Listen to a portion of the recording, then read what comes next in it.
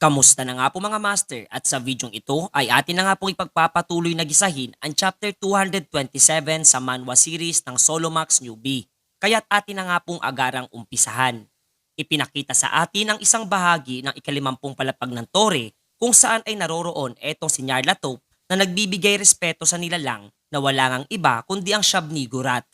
Ipinagbigay alam nga nitong nasabing nilalang na ang mga ipinadalang old guard nitong kanyang alagad ay nabigo na maisakatuparan ang pagdispatcha sa manlalarong si Kang Jin-yuk, kasabay ng seryosong pagbabanta kay Nyarlathotep na hindi niya nagugustuhan ang mga nangyayari. Ipinayag nga rin niya ang kanyang panghihinayang sa aniya ay mga alagad na kanyang pinaglaanan ng oras upang sanayin. Subalit isang magandang resulta aniya ang makakalap ng impormasyon hinggil sa abilidad mayroong tinataglay etong manlalarong balakid para sa kanilang layunin.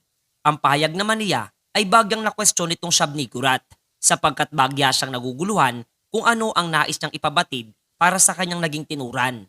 Ayon pa nga kay Nyarlathotep, nang makadama ng pagkabahala at pangamba, tanging dulot lamang ng isang hamak na manlalaro ay bagyang nakakaintrigang isipin at malamang ay hindi lamang siya ang nakadarama ng ganong klase ng pakiramdam. Ngunit agad naman siyang sinagot nitong Shub-Niggurath na ang ganong klase ng pananaw ay para lamang sa mga individual na hindi nakikita ang mas malawak na pananaw at mga nangyayari na nagpabago sa ekspresyon nitong kanyang alagad. Inilabas nga niya ang isang hourglass at seryosong ipinahayag na magmula nung unang beses na mag-cruise ang landas nilang dalawa nitong si Kang Jin-yuk ay nagsimula na ring gumalaw ang nasabing item. Naunawaan naman nitong si Nyarlathotep na ang pagkilos nito di umano ay nangangahulugan lamang ng kaguluhan o paparating na problema. Dagdag pa nga nitong Shub-Niggurath na ang pasimulang dahan-dang paglaglag ng mga buhangin sa loob nitong hourglass ay nagpapayag lamang ng katuparan ng isang propesiya na nalalapit ng sandali na may isang hindi nila tanggap na bisita ang darating at tatapak sa kanilang palapag na kinaroroonan. Tiyak nga raw na matinding kaguluhan ang idudulot nito, subalit tiniyak nga nitong Shub-Niggurath na hindi siya makakapayag ng matinding pinsala at pagkatalo ay sa kanilang panig mapupunta. Nagbigay na nga siya ng kautusan para kay Nyarlathotep sa lahat ng kanyang mga alagad na kanila nga daw uumpisahan na ang tinatawag na floor war o digmaan sa mga palapag ng tore. Matapos noon ay masisilayan nating naglalakad papalayo etong si Nyarlathotep habang iniisip na malamang ay etong si Kang Jin-yuk ang individual na tinutukoy ng propesiya.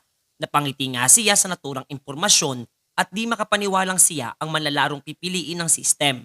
Gayon din nagbanta na kaniya nga daw ipaparanas kung gaano kahirap ang landas na tatahakin nitong ating pangunahing tauhan. Pagkatapos ay inilipat nga ang eksena kung saan ay pinapakita etong giant fortress at literal na ikinabigla nga nitong ina ng World Tree noong kanyang mapagtanto na etong ating pangunahing tauhan ay naroroon sa nasabing lugar na masaya niyang binati. Ayon nga sa binata na napadalaw lamang siya buhat ng tinahak niya ang imperyo at ang alliance para sa isang partikular na usapin. Gayon din natanong kung mayroong problemang nagaganap na dapat niyang malaman.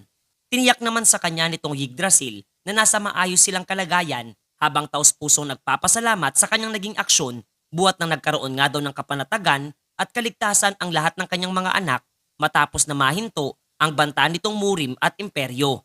Pinuri nitong si Jin-yuk ang kanyang pamamahala at maging etong mabilis na paglaki nitong si Ograkun ay kaniya ding napuna.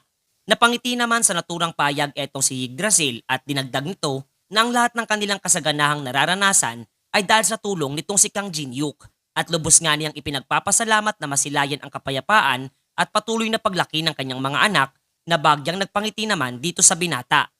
Binago nga niya ang takbo ng kanilang talakayan at hinanap etong magkapatid na sina Thor at Loki, buhat ng hindi nga niya ang mga ito nakikita sa kasalukuyan.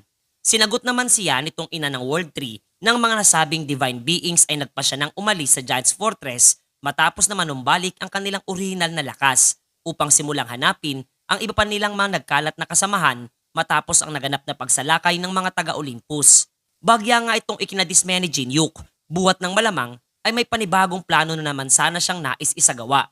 Samantalang sa domain nitong binata ay masisilayan natin etong Hanelian na kinakausap nitong Azure Dragon habang nagpapakita ng matinding intimidasyon para dito.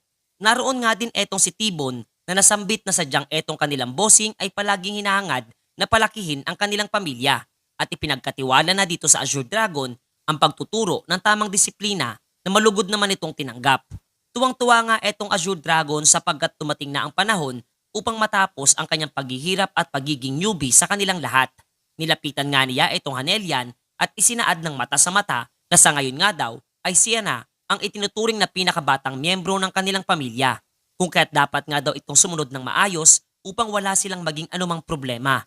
Subalit hindi man lamang nakadama ng anumang takot etong Hanelian sa naging pagbabanta nitong Azure Dragon at mas minabuti pang ang talikuran siya na talagang hindi nito lubos nagustuhan at galit na binigyang diin ang kahalagahan ng pagsunod sa kanilang hirarkiya. Hindi na nga siya nakatiis pa at mas minabuting magsumbong dito kay Goguma buwat sa katigasan ng ulo nitong ipinapakita para sa kaniya. Lumapit naman etong si Goguma sa Phantom Beast, subalit sa halip na kaniya itong pagsabihan ay ginawa lamang nitong higaan ang mabalahibong katawan nitong Hanelian na talagang mas lalong ikinadismaya nitong Azure Dragon sapagkat mukhang hindi niya matatakasan ang pagtrato ng iba niyang makasamahan bilang pinakabata sa kanilang grupo. Samantalang eto ngang si Jinyuk ay nagpasya ng lumabas ng tore at ang ilan sa mga kapwa niya manlalaro ay agaran siyang nakilala. Kaya't mas minabuti na lamang niyang umalis sa nasabing lokasyon na talagang ikinabigla ng lahat ng naroroon. Ayon nga sa binata, na matapos ang matagumpay na pag-clear sa ika-19 na palapag ng tore, ay muli na naman silang nagkaroon ng 70 araw para sa panibagong pakikibaka sa susunod na palapag. Magkaganoon man, ay tila ba hindi siya nakadarama ng anumang kasiyahan sa kabila ng kasalukuyang hawak-hawak na niya ang Crown of Tyranny. Gayon din ang isang panibagong punyal na tinatawag nga niyang Barnard. Hindi nga niya maunawaan ang kanyang sarili na tila ba anumang oras ay maaari din siyang maglaho sa kawalan. Naguguluhan nga siya sa kanyang nadarama at iniisip ng posibleng dahil ito sa isang epekto mula sa isang skill na kanyang tinataglay. Hinahanap nga niya ang thrill o kasiyahan sa tagumpay na kanyang natamo na siyang nagbibigay sa kanya ng rason upang mas ganahan pa at ipagpatuloy ang pag-clear sa bawat palapag mayroon ang tore.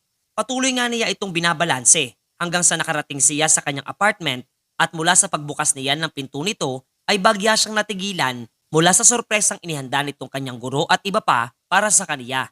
Binati nga siya nitong Sinakase at Chudelo bagamat wala silang ideya kung ano nga ba ang kanilang ipinagdiriwang.